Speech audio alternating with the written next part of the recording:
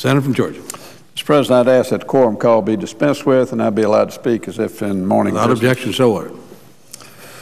Mr. President, as an original co-sponsor of S510, I'm very disappointed that I cannot come to the floor tonight and support the cloture vote or the final passage of this bill.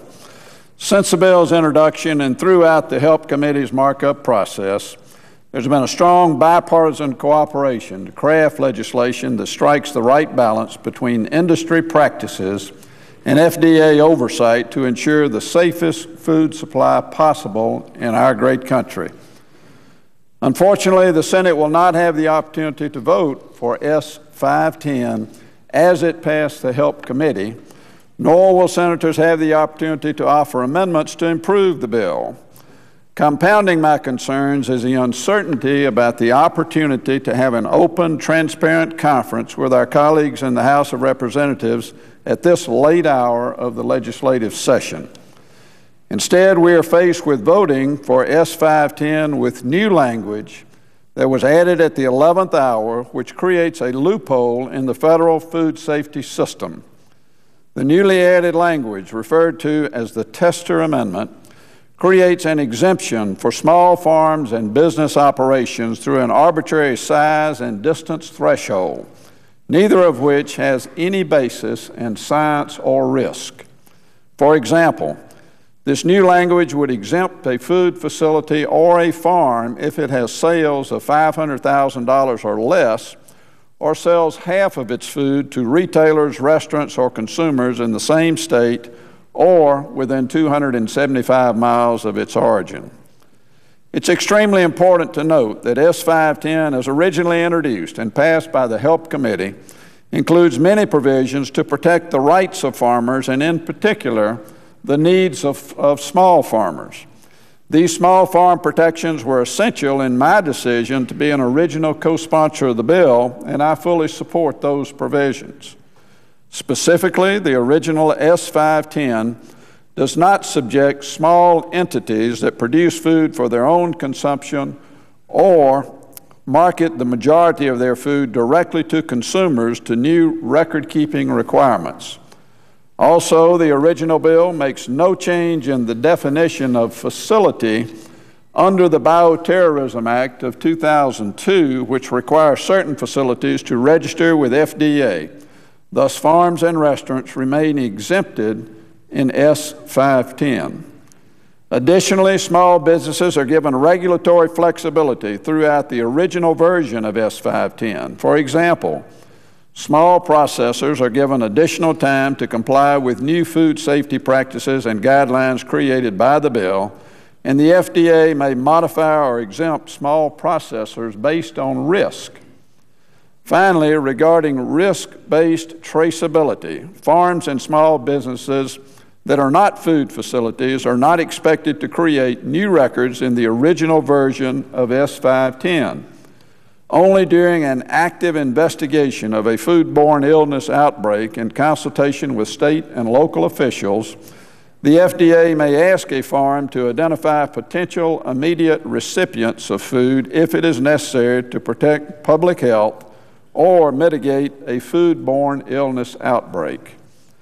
Unfortunately, the new language before us tonight goes beyond small farm protections.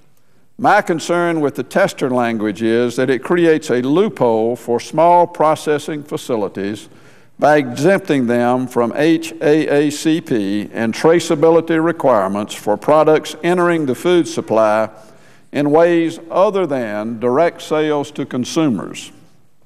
I'm concerned that these arbitrarily exempted products would commingle with items that must follow risk-based preventive controls, such as bagged salads. In the case of a foodborne illness outbreak, this exemption will make FDA's job much harder to identify and remove the tainted source from the food chain. To state it bluntly, this new language goes far beyond protecting small farms and establishes arbitrary factors in determining the safety of food, none of which are based on risk or sound science. I am opposing cloture and final passage of this bill because I have been denied the opportunity to offer any amendments, especially to strike or improve the tester language.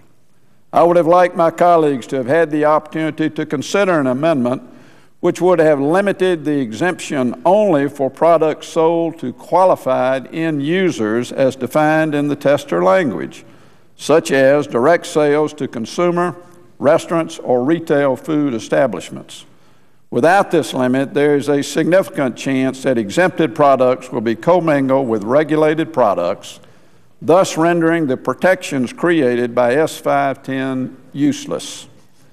The full implications of the tester amendment are unknown, and I think it would be wise for the Senate to take a closer look at the potential impact before we pass this legislation. The Senate should have had the opportunity to vote on S510 as it was passed by the HELP Committee without this loophole. All senators should have the opportunity to offer and consider amendments, but we do not. Again, I also want to voice my concern regarding the opportunity to have an open, transparent conference with our colleagues in the House of Representatives at this late hour of the legislative session. For these reasons, I'm voting no on cloture and no on final passage of S10. And I would also add, Mr. President, that for the reasons that I have expressed here, virtually every processor, food processor in the country has now come out and changed their opinion regarding their support of this bill, and they're opposing the bill because of the extended loopholes that are provided by the tester amendment that are going to take the safest food supply in the world, which we have here in the United States of America, and we are now going to offer loopholes and exceptions in the chain from the farm to the restaurant, from the farm to the grocery store, from the farm to the consumer's table.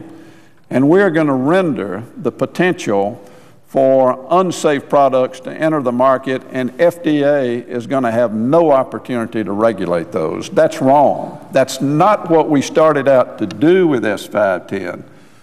Senator Durbin and I talked about this, now it's almost years ago, when we initially started the process of reforming the food safety system in this country. And unfortunately, we have gotten way away now from the original intention of this bill to a point to where it's not going to accomplish the results that we started out seeking to accomplish. With that, Mr. President, I yield the floor. Mr. President.